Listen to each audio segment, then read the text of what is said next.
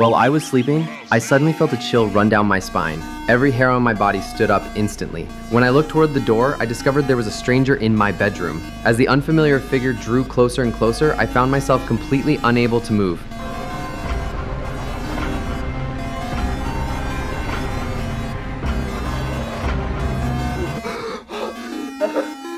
Fortunately, this was all just a nightmare. The next day, I complained to my neighbor about this terrible dream, but from him, I learned that the previous resident of this house had been a girl who a few months ago developed some kind of paranoid delusion. Every day she'd go crazy, saying there were people in the house. Shortly after, she passed away. After hearing this, I immediately felt uneasy and quickly ordered security cameras online. Soon enough, I had all the cameras installed and dozed off on the sofa. Before long, I was woken up by intense knocking at the door. When I went to check, I discovered a person in black clothes knocking and asking for help. I see you in there. I just need to come inside. It's so cold. I'm sorry, I can't help you. But just then, another person in black appeared at a different door. Next thing I knew, the glass windows were packed with countless people. You're not welcome here. Just go away. I never been open the fucking doors. Please. Just leave.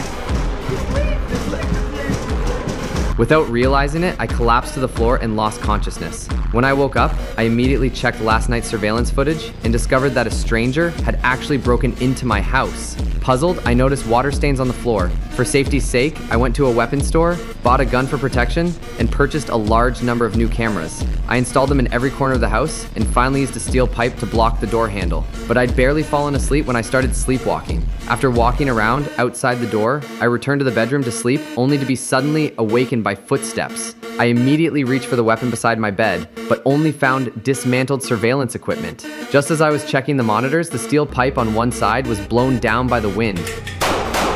When I went outside to search, I saw my neighbor who had come over after hearing the commotion. I asked him to help me find that person, but after searching thoroughly, we found nothing. But just as I began to calm down a bit, police sirens started wailing outside.